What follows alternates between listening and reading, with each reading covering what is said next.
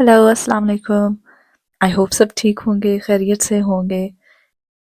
आज मैं आप लोगों से प्री वीकेंड और फर्स्ट डे ऑफ वीकेंड की रूटीन शेयर करूंगी। हम लोग नियरेस्ट सुपरमार्केट जा रहे थे ताकि हम लोग सुबह के नाश्ते के लिए फ्रेश ब्रेड्स लेकर आए। और हमारे साथ हमारा बेबी भी था छोटा सा, और वो भी इंजॉय कर रहा था, उसको भी बाहर जाना बड़ा पसंद है। सो उसकी भी आउटिंग हो गई थी छोटी सी, और हम लोगों ने भी अपना काम पूरा कर लिया था। समर्स में हर सुपरमार्केट में या ओपन मार्केट में आपको बेरीज की बहुत सी वैरायटी मिलेगी, स्ट्रॉबेरी, ब्लूबेरी और स्पेशली चेरीज। और वेजिटेबल्स भी बड़े फ्रेश और कलरफुल से लग रहे थे, लेकिन एज यूजुअल मैं अपने फेवरेट सेक्शन की तरफ जा रही थी, जो कि फ्रेश ब्रेड्स का सेक्शन है। इस टाइम ऑलमोस्ट काउंटर्स खाली हो चुके थे क्योंकि हम लोग ऑलरेडी काफ़ी लेट आए थे, और इस टाइम तक दोबारा फिर बेकरी आइटम्स नहीं बनते क्योंकि 10 बजे तो बंद हो जाने होते हैं स्टोर्स ने, तो फिर वो वेस्ट ही जाते हैं अगर कोई कस्टमर्स भी ना आए तो। इसलिए मोस्टली स्टफ यहाँ पे लेफ्ट ओवर ही पड़ा हुआ आपको नजर आएगा, लेकिन फिर भी हमें अपना जो हमें चाहिए था वो हमें मिल गए थे, so that was really good. Again, अब अगर आपने हिम्मत कर ही ली है स्टोर आने की तो फिर राउंड लेना तो मस्ट बनता है ना, तो इसीलिए मैं यहाँ पे जा रही थी जस्ट राउंड लेने। आई न्यू मैंने कुछ लेना नहीं था, बिल्कुल भी नहीं लेना था, जस्ट एन आइडिया। और कुछ चीजें देखकर ही आपका दिल शायद इतने मजे का हो जाता है। फॉर एग्जाम्पल, ये इतना सारा मीठा, उफ, I can not afford it. मैं ये आई थिंक अगर मैं लेकर भी आऊं तो काफी टाइम फ्रिज में ही पड़ा रहेगा और कोई खाएगा नहीं इसे। लेकिन देखने में ये चीजें काफी मजे की लग रही थी। फॉर एग्जाम्पल, जो ये अभी पेस्ट्री सी थी, इसके अंदर जस्ट पफ पेस्ट्री के अंदर ये स्वीट सी चीज बनी हुई थी और कितनी क्यूट लग रही थी। बहुत छोटी सी एफर्ट है लेकिन एंड रिजल्ट बड़े मजे का था क्योंकि प्रेजेंट अच्छा हुआ था। पफ पेस्ट्री ऊपर कोई भी बेरी या चेरीज डाल के उसको बेक कर ली। यहाँ पे मैंने अपनी फेवरेट सोरडो ली थी, इसकी मैं बहुत बड़ी फैन हूँ। अम, इसके साथ जब आप सैंडविच बनाते हैं और उसका जो टेस्ट बनता है ना, इट्स रियली नाइस। ब्रेड्स तो आ चुकी थी, अब नेक्स्ट थिंग थी उसको प्रिपेयर करना, प्रेजेंटेबल ब्रेकफास्ट बनाना। यहाँ पे मैं सैंडविच बना रही थी अपनी ब्रेड का, जो मैं शाम को लेकर आई थी। और सबसे पहला स्टेप, इसको कट कर कर आप अच्छे से वार्म करें, इसको टोस्ट करें और तब जाके ये सॉफ्ट होगी। आप देखेंगे कि यहाँ पे मैंने फर्स्ट इसको राउंड दिया वार्म करने का, बट आई फेल्ट एक बार फिर मैंने दोबारा इसको टोस्ट किया और अब मुझे वो चीज़ मिली थी जो मैं देखना चाह रही थी, इसका इसकी बाकायदा लाइनिंग्स और इसका धुआं। और देन ये क्रोसेंट्स भी हम लोगों ने ली थी, चीज़ फिल्ड क्रोसेंट्स है और इनकी शेप इतनी मज़े की थी, बहुत पफी थी और अंदर से बिल्कुल हॉलो थी। और इसका मेन आर्ट ये होता है कि इसके अंदर जो चीज़ होती है वो ठंडी हो जाती है अगर आप इसको फॉर एग्जांपल स्टोर करते हो फ्रिज के अंदर या कहीं भी। इसका मेन आर्ट गर्म करने का ये होता है कि इसकी शेप भी खराब ना हो और इसके अंदर जो चीज़ है वो भी मेल्ट हो जाए। और आई वाज ट्राइंग कि मैं टोस्टर को पूरा बंद ना करूं ताकि इसकी शेप खराब ना हो, और मैं बार बार उसकी साइड्स बदल रही थी ताकि जले भी ना और चीज़ भी अंदर मेल्ट हो जाए। देन थी सैंडविच की बारी, उसके ऊपर चीज़ लगाई और रोस्ट बीफ लगाया। एंड आई थॉट, पहले तो मैं स्किप करने लगी थी सैलेड को, फिर मेरा दिल था कि खराब हो जाएगा, फ्रिज में पड़ा पड़ा फेंकना पड़ेगा, लगा ही लेते हैं। देन फिर मैंने अपने आप की हिम्मत बंधाई और फिर मैंने इसके अंदर सैलेड लगाया। और ये भी चीज़ है कि सैंडविच के अंदर सैलेड लगाओ तो उसकी लुक और ही कोई मज़े की हो जाती है। विदाउट सैलेड वो बिल्कुल खाली खाली सा, जैसे ड्राई ड्राई सा लगता है। एंड जब सैंडविच बन गया था तो फिर मुझे था कि वाकई सैलेड की वजह से मज़े का लग रहा है ज़्यादा, लुक वाइज भी और टेस्ट वाइज भी। इसके अंदर चीज़ भी बहुत मज़े की थी।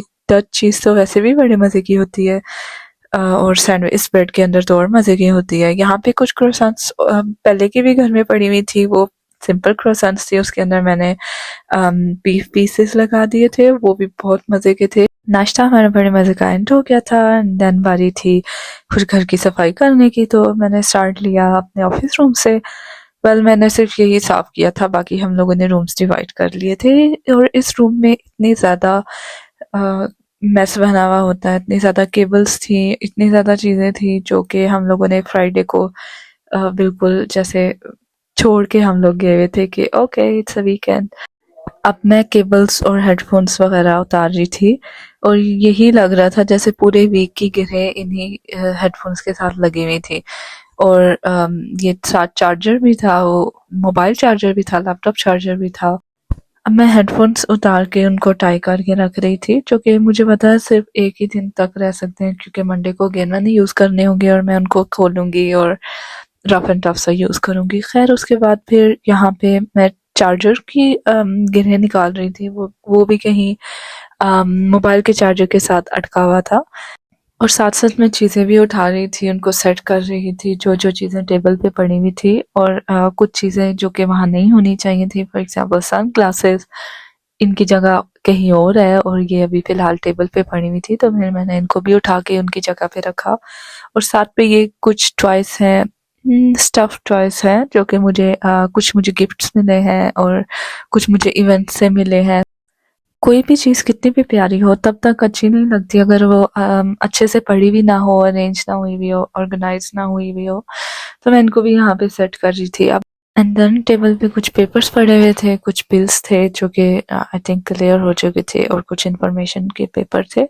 वो मैं डबल चेक कर रही थी कि अगर कोई चीज़ें फेंकनी है तो वो बिल्कुल डायरेक्टली टेबल से डस्टबिन में फेंक दूं, बजाय इसके कहीं पाइल अप होते रहे और एट द एंड आप कहें कि ये इतने ज़्यादा पेपर्स कहाँ से आए हैं।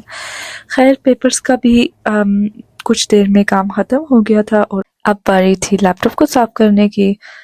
लैपटॉप को साफ़ करने के लिए मेरे पास एक छोटा-सा गैजेट था जिसके 2 फंक्शंस थे। एक तो वो आपके कीपैड को बहुत अच्छे से साफ़ कर देता है, क्योंकि उसके आगे ब्रश लगा हुआ है, और दूसरी साइड से उसके आगे फैब्रिक लगा हुआ है, जिससे आप जस्ट कोई भी स्प्रे करो और वो आपकी स्क्रीन्स और आपके लैपटॉप की जो आउटर सरफेस होती है उसको बहुत अच्छे से साफ़ कर देता है।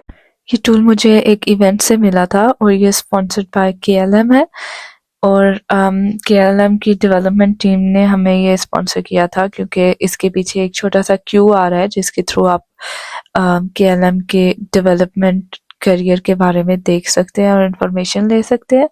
और यहाँ पे मैं इसकी दूसरी साइड से कीपैड साफ कर रही थी, और अभी आई थिंक स्क्रीन भी रहती है, वो भी आपको अभी नज़र आएगा कि मैं स्क्रीन किस तरह उस फैब्रिक के साथ साफ कर रही हूँ। मैं इससे इम्प्रेस भी हुई थी कि इतना छोटा सा टूल है, इतना इनोवेटिव सा है, और थोड़ी सी देर में ही इसने मेरा लैपटॉप बिल्कुल साफ कर दिया। और यहाँ पे अब मैं अपने लैपटॉप स्टैंड को साफ करने लगी थी। ये भी बड़े मज़े का गैजेट है एक लैपटॉप यूज़र्स के लिए। अगर आप फॉर एग्जांपल चाहते हैं कि आप खड़े होकर लैपटॉप यूज़ करें, या आप चाहते हैं कि आपका पोस्चर सीधा रहे, तो ये एक छोटा सा स्टैंड है जो जिसकी हाइट एडजस्ट हो जाती है। और आप इसकी विड्थ भी एडजस्ट कर सकते हैं। अगर आपका लैपटॉप फॉर एग्जांपल बड़ा है, हैवी है, तो फिर आप इसकी विड्थ भी यहाँ से एडजस्ट कर सकते हो। लेकिन मेन एडवांटेज इसका यही है कि आपका लैपटॉप हाई कर देता है और आपका पोस्चर भी ख़राब नहीं रहता, और अगर आप खड़े होकर काम करना चाहते हो तो वो भी आप इजीली कर सकते हो विदाउट टेबल को ऊपर नीचे की। क्योंकि आजकल जितना रुझान खड़े होकर काम करने का है उतना बैठने का नहीं है। इट्स बिकॉज मॉडर्न रिसर्च के अकॉर्डिंग अगर आप बैठकर काम कर रहे हो तो उसकी निस्बत अगर आप खड़े होकर काम करोगे तो आपका ब्रेन ज़्यादा वर्क करेगा। ये हमें एक हमारी ट्रेनर ने बताया था, जो स्पेशल हमारे ऑफिस में आती थी हमें मोटिवेट करने के लिए कि आप लोग बैठे नहीं उठकर काम करें। और ये वाकई बहुत ज़रूरी चीज़ है। मैंने अपने ऑफिस में बहुत से लोग देखे हैं जो कि आई थिंक 4 साल पहले वो बिल्कुल नॉर्मल थे, और अब अगर मैं उनको देखूं, they have put on a lot of weight, and उनका चलना, उनका बैठना, उनका बिल्कुल पोस्चर खराब हो चुका हुआ है। So this is the side effect of a lot of sitting. And बहुत से लोग इसको मॉडरेट स्मोकिंग भी कहते हैं, क्योंकि एक जगह पे बैठे रहना और पूरा दिन बैठे रहना और फिर उठकर भी बाहर नहीं जाना और दूसरी जगह बैठ जाना, इट्स वेरी डेंजरस। ये अभी नहीं तो कुछ ईयर्स बाद आपको बहुत सी प्रॉब्लम्स का शिकार कर देती है। खैर यहाँ पे मैंने अपना माउस भी साफ कर लिया था, जो कि वो भी गंदा हुआ हुआ था, और फिर मैं टेबल साफ कर रही थी, एंड यहाँ पे मैं अपने स्टफ टॉयज भी उठा उठा के साफ कर रही थी उसके नीचे की सरफेस। एंड देन सबसे मज़े का पार्ट, साफ हुई जगह पे चीज़ों को वापस रखना और एक साफ क्लीन लुक का मज़ा उठाना। यहाँ पे सारा कुछ हो चुका था, I was just arranging stuff. Now the turn was to open the curtains, and यहाँ पे बिल्कुल लाइट सी आ गई रूम में, और जितना मैंने साफ़ किया था वो और ज़्यादा साफ़ लगना शुरू हो गया था और बिल्कुल लाइट सा रूम हो गया था। हालाँकि ये room I am pretty sure कि मंडे तक बिल्कुल ख़राब हो चुका होगा, मंडे की इवनिंग तक। I think that is what it is, क्योंकि अगर चीज़ गंदी नहीं होगी तो उसको साफ़ कैसे करेंगे हम लोग। किचन में आज बन रहा था बहुत ही मज़े का चिकन रोस्ट न्यू स्टाइल में, और मुझे कम्प्लीटली इसकी रेसिपी रिकॉर्ड करना बिल्कुल याद नहीं रहा और मैंने कुछ कुछ क्लिप्स लिए हैं, लेकिन बहुत मज़े की रेसिपी है। मे बी अगर आप लोग ट्राई करना चाहें अपने आइडियाज़ के साथ, then this is the best one. यहाँ पे आपने चिकन पीसेस लेने हैं, उनको फ्राई कर लेना है और देन आपने दही के अंदर थोड़ा सा पानी मिलाना है ताकि वो लिक्विड सा बन जाए, और उसके अंदर मेन इंग्रेडिएंट है चाट मसाला, और उसके साथ आप टर्मेरिक, क्यूमिन सीड और येलो फूड कलर और कोई सा भी तंदूरी और या टिक्का मसाला डाल सकते हैं। चिकन को आपने गोल्डन होने तक फ्राई करना है, और इतना फ्राई करना है कि इसकी सरफेस हार्ड सी और क्रिस्पी सी हो जाए। क्रिस्पी इसलिए बिकॉज़ हमने इसके बाद इसको डिप करना है उस योगर्ट वाले मिक्सचर के अंदर जो हमने अभी बनाया था, और वो उस योगर्ट वाले मिक्सचर के अंदर जाके बहुत सॉफ्ट और बहुत जूसी और फ्लेवरफुल हो जाएगा। सो आपने ये नहीं सोचना कि ये क्रिस्पी और हार्ड हो जाएगा। यहाँ पे इसको फिर डिप रहने देना है। मेरे पास 2 पीसेस है, मैंने दोनों ही इस बाउल के अंदर डाल दिए थे और कुछ देर के लिए उसको रख दिया था, और वो थोड़े टाइम बाय टाइम वो सारा जो फ्लेवर था वो इन पीसेस के अंदर जाते रहे। और फिर इसके बाद थोड़ा सा ऑयल डाल के फ्राई पैन के ऊपर मैंने किया था इसको सौटे, और साथ मैंने कोयले का धुआं भी दिया था इसको, और इतने मज़े के ये बने थे, और इनका कलर आई थिंक बहुत इजी सी रेसिपी है। अगर आप लोग भी ट्राई करना चाहें घर पे तो बहुत मज़े का टेस्ट होता है इसका, बिल्कुल जैसे बारबेक्यू वाला तिक्का होता है। आई होप आपको ये रेसिपी पसंद आई होगी, और आप लोग ज़रूर ट्राई कीजिएगा ये रेसिपी। खुद भी खाएं, अपने फेवरेट्स को भी खिलाएं और इन्जॉय करें।